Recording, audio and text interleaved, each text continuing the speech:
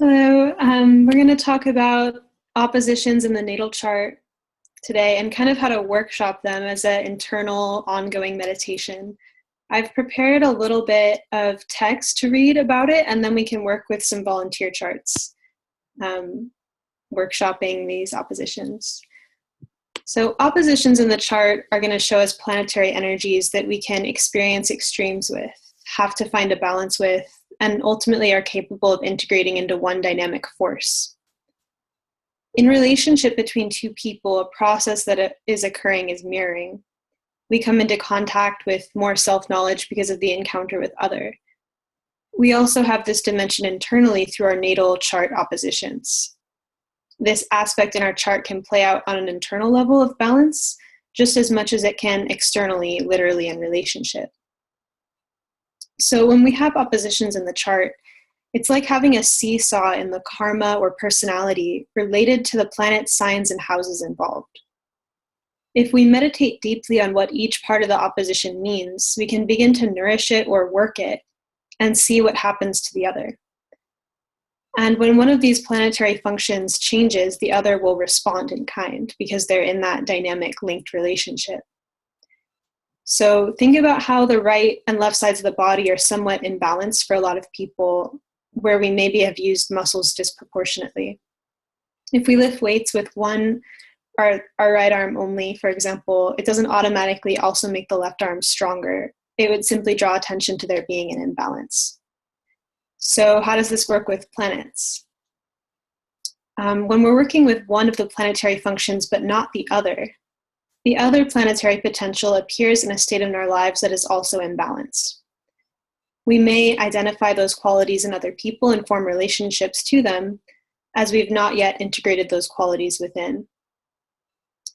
When reading tarot, in the particular deck I have, the interpretations of the court cards always refer to the Queen, King, Knight face cards as representing a dimension of personality that is emerging.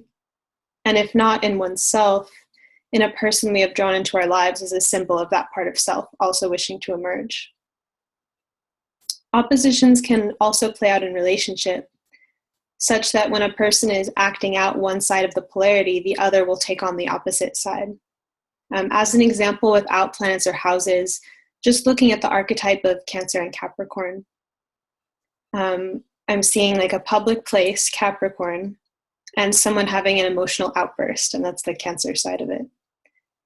And people are going to have all different reactions to this emotional person based on the structure of their reality, Capricorn. Some response might be to contain the crying or to be like, here's a tissue, stop. Some might be to put up a wall or a boundary to not, feel it or receive it. And someone else might possess the ability or desire to comfort or kind of guide that person. All different kinds of responses based on that dynamic being expressed. So I would theorize that our natal oppositions, when not consciously played with and integrated, that is ongoing. We can always be more conscious of them. It creates projections in the field of relationship where we play one side of the opposition and let someone else play the other. And people kind of get pulled in to play the other side. It doesn't matter what kind of chart the other person has or who they are. Energetically, the imbalance is felt and some external force comes to meet it. When we work or liberate the energies of the opposition as a whole, the relational dynamics that manifest around it become less intense or fraught and become more about the positive qualities of relationship. Another example of this without using astrology could be the social consequences of cultural gendering. The way that often, and to express this in very basic terms, the inner feminine is not nourished in boys and men, and the inner masculine is not nourished in girls and women. And when this happens, the thing that the person is missing and needs on the inside can only be met on the outside. The thing that the person this creates relationship dynamics which are full of manipulation, expectations, betrayals, and you get the drift, because one or both parties is trying to get something from the other that they don't feel empowered to develop in themselves. oppositions in a natal chart can also represent how, if one quality is stronger than the other quality is a source of open conflict. Oppositions create polarity, and polarity is conflict in a way. It's attraction and repulsion. When working with our own natal chart oppositions, we find that we nourish and strengthen each side of the polarity, and feel inwardly as to how balanced or imbalanced this process feels. And doing that, we eventually head towards a state of integration, where the planets that are in opposition blend and become one force. Possibly. I think that it keeps going back and forth. So when working with the volunteers today, I want to ask you guys to describe to me how you resonate with the particular planets in question. And then we can talk about how they feel polarized from each other, or how they've manifested in relationship, as well as how they feel really integrated, or like they've become one in some way. And the oppositions I have in my own chart are always meditations for me. I think that a metaphor that comes to mind is like balance exercises, and the way that you don't ever arrive. The strength that you get from creating balance creates new weight to balance. So it's just ongoing. So we can start with the first chart, Wanda's.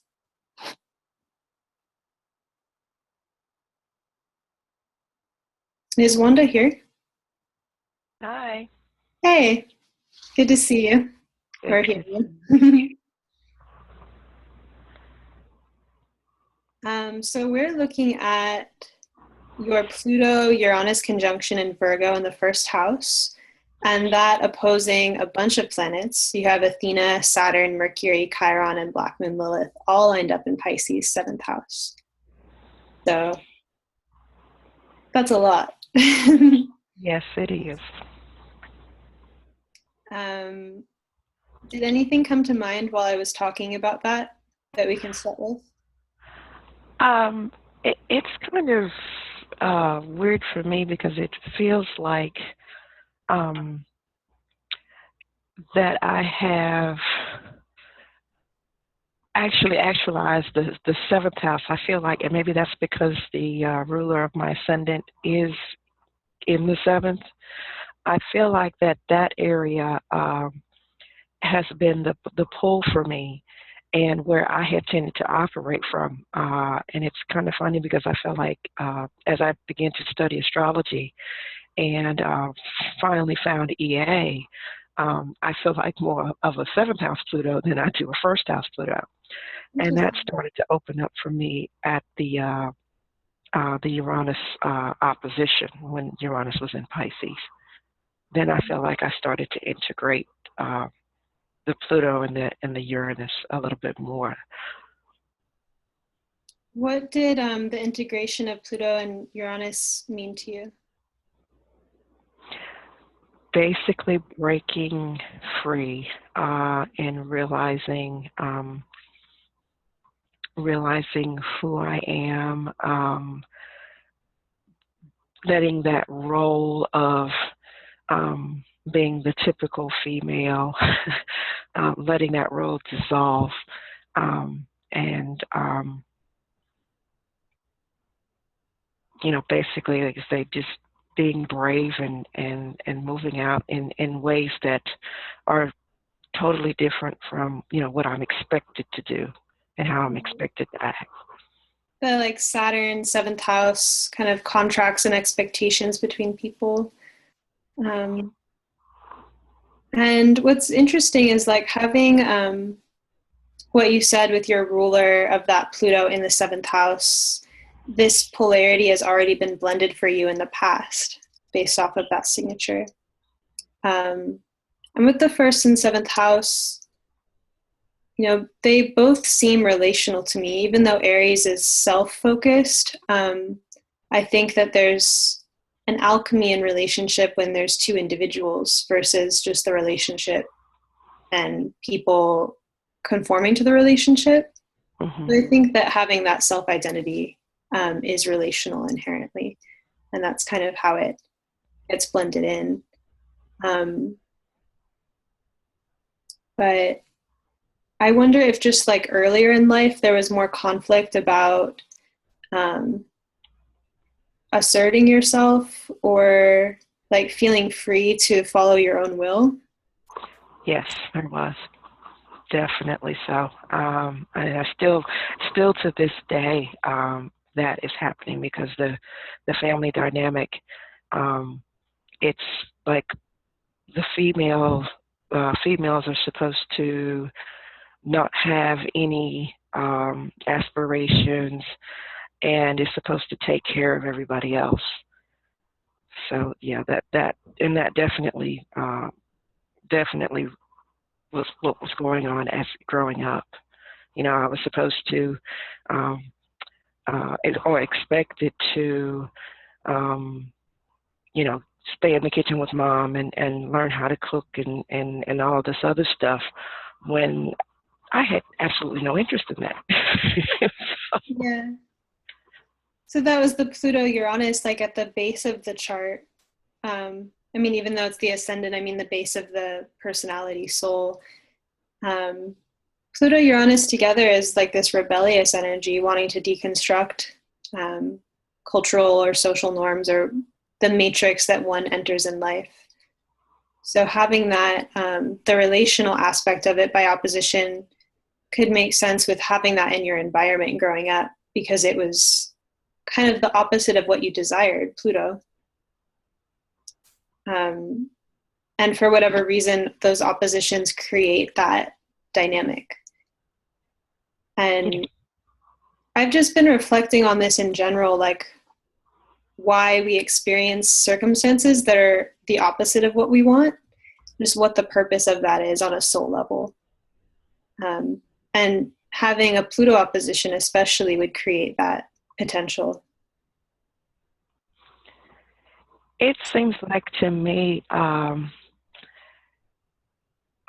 kind of feel like it's necessary, though as painful as it is to have this and the environmental things that went on.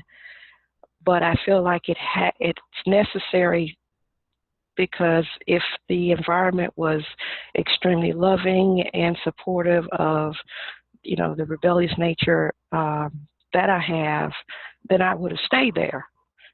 Um, so maybe I feel like it's necessary in order to propel me out to, um, to do what I need to do. Because Yeah. otherwise, I would have still been there. I left home as soon as I could. So, Yeah. and I'm the only one in my family who really has, though my parents did move from their birthplace, but uh, they left, like my mother left home, they stayed with their brother until they were able to get their own place. And I moved, and same with my aunt. And my cousins have never left here. I'm back where they were born. But I'm the only one who, I've moved to Maryland, and then I went in the military, and then I went overseas. So First house. there was Cool. no, safety net once I left home. It was you're on your own completely. I was just noticing too that you have Jupiter squaring this axis. So it's kind of like, personal truth or what you believe in hanging in the balance between like the two worlds of the impulse level of the soul in the first house and then the kind of Saturn, you know, what's expected or what I've been conditioned with. Mm-hmm. And having Jupiter and Gemini in the 10th is like the ability to create. Gemini is a creative energy, I feel like, able to take on different shapes. And the 10th house is, a more solid form. So being able to, I suppose, have the ability to go either way. But the poles, like which one was pulling you stronger, would determine how Jupiter was kind of molding its potentials. Uh, Only thing I can think of is, like I said, I had known from a very young age that, I look at other families and see how um, the children are, they may stay within the family home, or they are still within the same city and live right around the corner from their parents. And I wanted absolutely none of that, and I knew that from an early age. How did you know?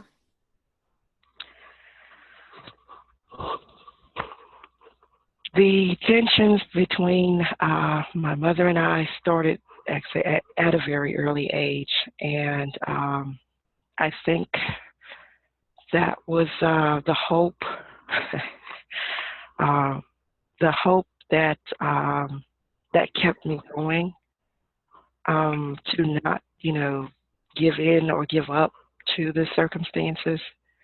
Uh, I would every new school year meant that I was getting closer to leaving, as opposed to how much longer I had to stay. That's a lot of determination. It's beautiful.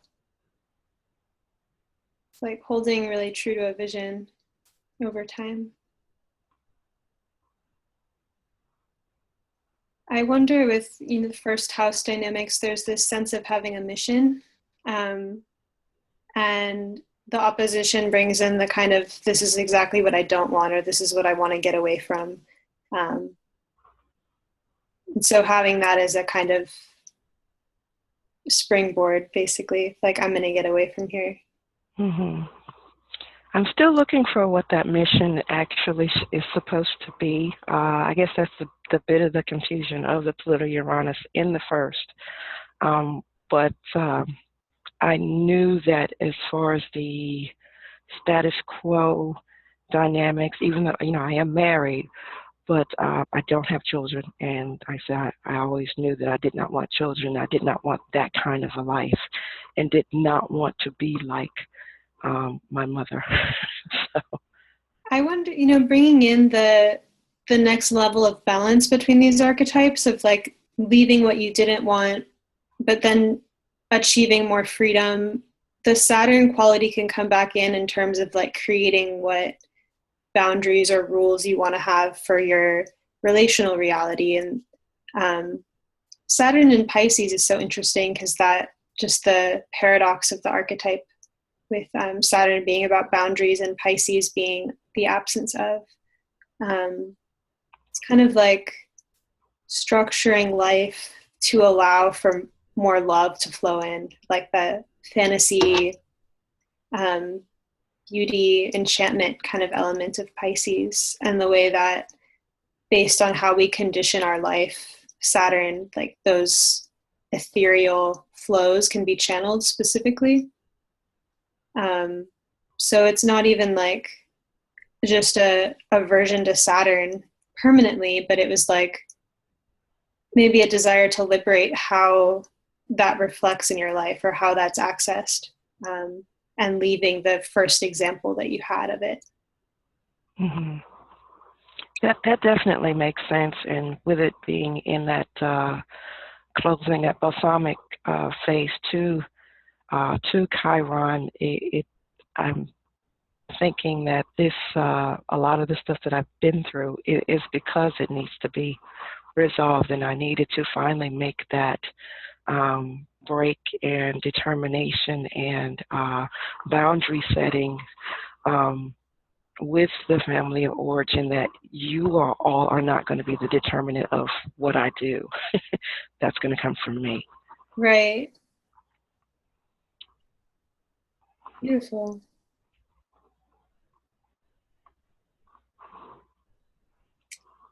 Do you have any other thoughts before we switch charts? No, I don't think so. I guess my one maybe question is, since this is the polarity point of Pluto, that's the part that I'm a bit confused on. Yeah, I hold that as a question also. And it's just been even a meditation the last week or so of like, why would we on a soul level be attracted to a circumstance that we don't like or don't resonate with? Mm-hmm. And how the experience itself creates resistance, but there's some kind of, reason to experience it. And having your polarity point there, um, I, yeah, I would have to think about that more. Yeah, yeah. Like I said, I think maybe it's just um, like I say, to realize, make concrete maybe the dreams, um, um, or the dream, not say the dreams, but yeah, the dreams, and taking action on um, that liberation uh, of the Uranus Pluto, Yeah, and making it real instead of just talk, since it's conjunct Mercury. right. That also just made me think of maybe like there being this the Pluto, Uranus, and Virgo in the first house holds this kind of warrior, like I'm going to go start this journey or start this mission, embark on this desire. And the seventh house in Pisces would be the focusing dream or vision, like something beautiful, something um, aesthetic or of value to you. Yeah. Um, yeah. Having also, we didn't even talk about Athena much, but she is an archetype that is about like rebelling against gender roles. Um, she's the she's like a gender bender, um, and having her opposite your Pluto Uranus makes sense with what you've said about gender roles and expectations. Mm-hmm. I think I've done that. Good I think job. I've definitely done that, because especially what's going in the military. That's one thing I wanted to bring up too. That's something that both of my parents were not supportive of, and said many times that you're not going to make it. And not only did I make it, I stayed in for 8 years. So I wonder sometimes with the first house if like there needs to be that kind of like, well, I'll show them kind of. yes, yes, yeah. That's the one thing. If you tell me that I can't do something, I usually will say, okay, just watch me. Right on. Yeah. Well, thank you so much. Thank you, Wanda.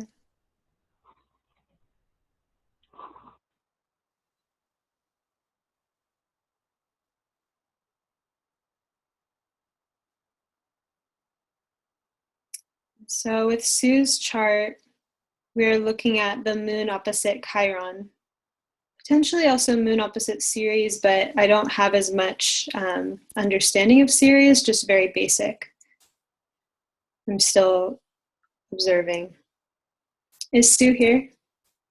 Yes, I'm here. Hi, There Sabrina. you are. Hey.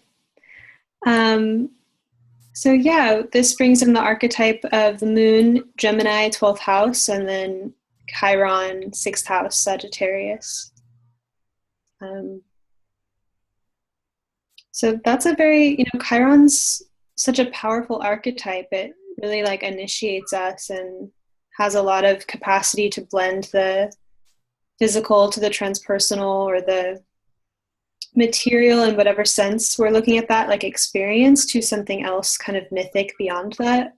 Um, Even the 6th and the 12th house themselves combine like, Virgo earth plane and Pisces Neptune magic. So how do you feel about your moon Chiron opposition? Well, the first word that came to mind was confused. For the longest time, well, Okay, so the moon is the ruler of my ascendant, and being in the 12th house for the longest time, I didn't understand what emotions were. I was an emotional person, and I became emotional at things, but I didn't understand the workings of it. I also did not have. I had a strained, I guess is the best word I can think of right now, relationship with my mother. There was no doubt that I loved her. She loved me. We have past life baggage. And in this life, at one point she told me, our relationship didn't turn out the way I thought it should be. I was the oldest, and I think she was wounded. She didn't have a role model as a mother to begin with. Her mother, her father abandoned her mother, and her mother then abandoned her to her aunt and uncle early. So she didn't have very good mothering skills to begin with, and she did the best she could, but it was kind of strained. Yeah, noticing Neptune in the 4th house too. Yes. The confusion of emotions and the confusing mother figure. And Ceres is also like this archetype about a mother that's like a very close mother-daughter relationship, and then a separation and periodic reunion and separation. Mm-hmm. So that could even be life to life. Well, she was an alcoholic. She was a functional alcoholic. And because she had a lot of trauma in her life, and she buried it, and she drank instead of dealing with it, and that affected me. Right. That brings in that kind of Neptunian 12th house, and as well, just kind of like that would affect how she could show up or not, which would be 6th house. What about just in like your day-to-day now, when thinking about Chiron opposite your moon?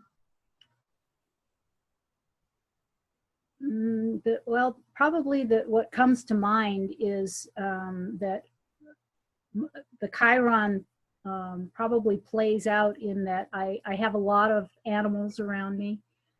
I care for a lot of animals. I seem to attract the ones that are need extra care, and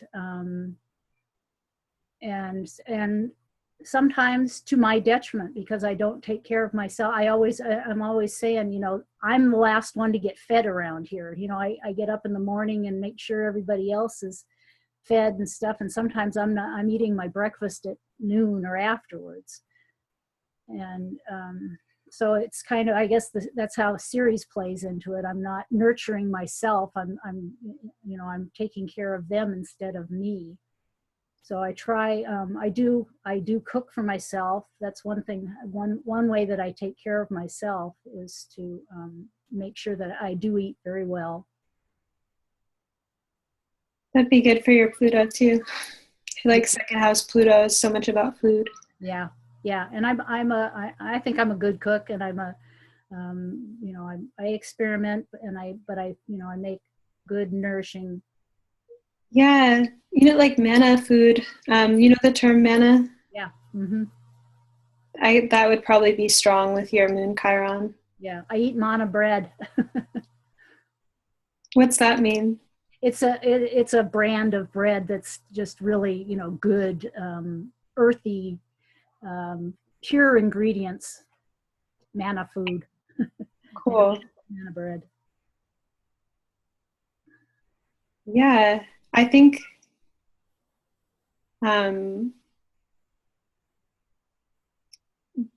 so Sagittarius, Chiron in the 6th house, there's this expansive quality in that of things that you do on the earth plane, things that are like mercurial with your hands, or things that you're crafting and creating, and that it's carrying in this extra lunar dimension from the 12th house of some kind of like transcendent perspective.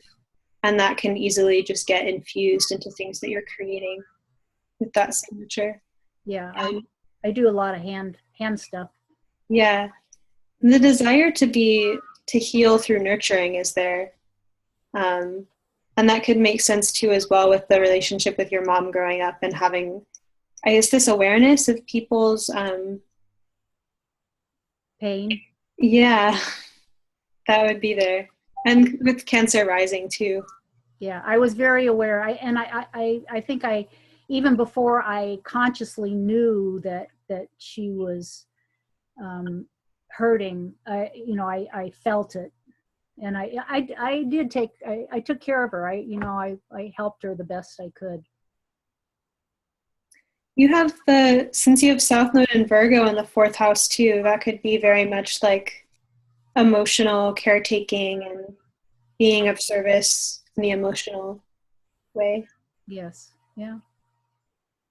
Yeah, that's what I do.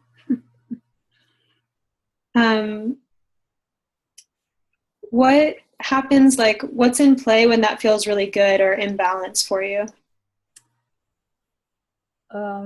When I am not sacrificing too much of myself, but yet I'm kind of getting out of the way and being able to help without smothering someone else or without forcing my views or anything on someone else. When my help is well received and timely, seems like it's right on time and perfectly. Yeah, the serendipity element of Sagittarius. Yeah. And that reminded me too of what you said about not pushing your opinions, or that would be Sag too. Yeah.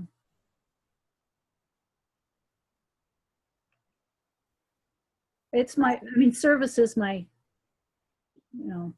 it's a lot of, I have a lot of it in my chart. So that's, I feel good when I'm being of service without feeling that it's my responsibility or my duty or that I have to do it. Totally. And that can be so much with the 6th house and the 12th house, that kind of like a guilt, I suppose, with that. Yeah. Or like wanting to save can come with that. Yeah. Oh yeah. I have a lot of that especially with animals. It's like, I can't save them all. I mean, that's how I ended up with so many cats, is because I was fostering them and I knew that they wouldn't get adopted, so I kept them.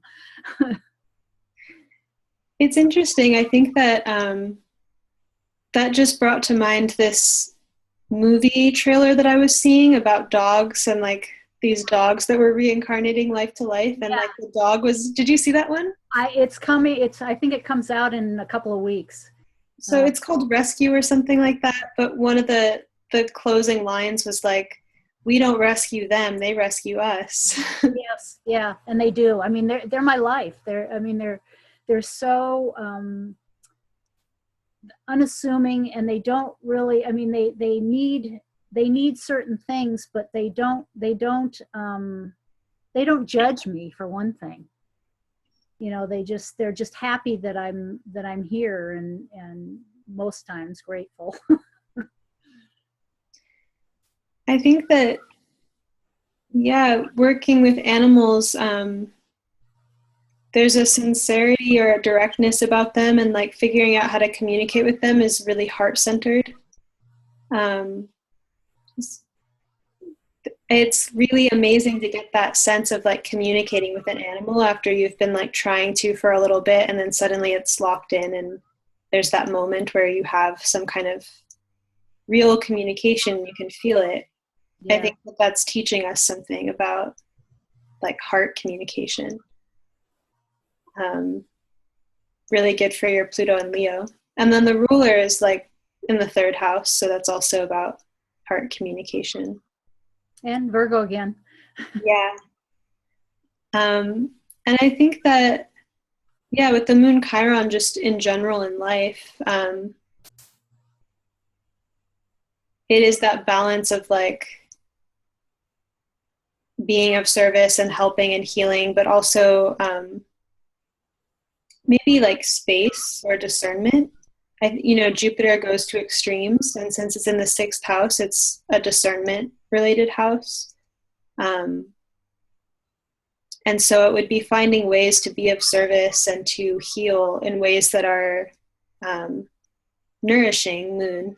And I think having a mercurial moon as well really relates to the nervous system.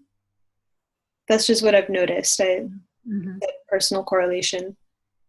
But that, you're like very sensitively tuned in to the emotions of your environment. And animals in general are emotional communicators, just honest on that level. Mm-hmm. I did notice too that you also have Jupiter hanging in the balance between your oppositions. So that's really cool that came up for both of your charts. Oh yeah. Do you have any thoughts on that, T-square? Actually a grand mutable cross. Yeah, pretty much. And it's very easy. I have so many, I always have so many options that it's easy for me to get overwhelmed. So I have to be very careful not to take on too much or to give too much, because then I get drained. Totally. It's a mutable cross with many mutable houses. Right. Oh yeah, no, they're all mutable houses. Yeah. Probably very like intellectually flexible and like I am definitely flexible and mutable, and like I said, it sometimes plays out in way too many options. I mean, I have so many interests that I don't, I there's never enough time. There never will be enough time, I don't think. Yeah, it's just finding what part of the process is nourishing or exciting at that point. It all is. That's the problem. Oh, that's great. It's not too bad a problem to have. No, it's not. Not at all. Not at all. Cool. Well, it looks like we have less than a minute left. There we are. Thank you, Sabrina. I always appreciate your input. And I love your perspective. Thanks. I love yours too. I'm still thinking about what you said about Scorpio last time we talked. Oh, cool. Yeah.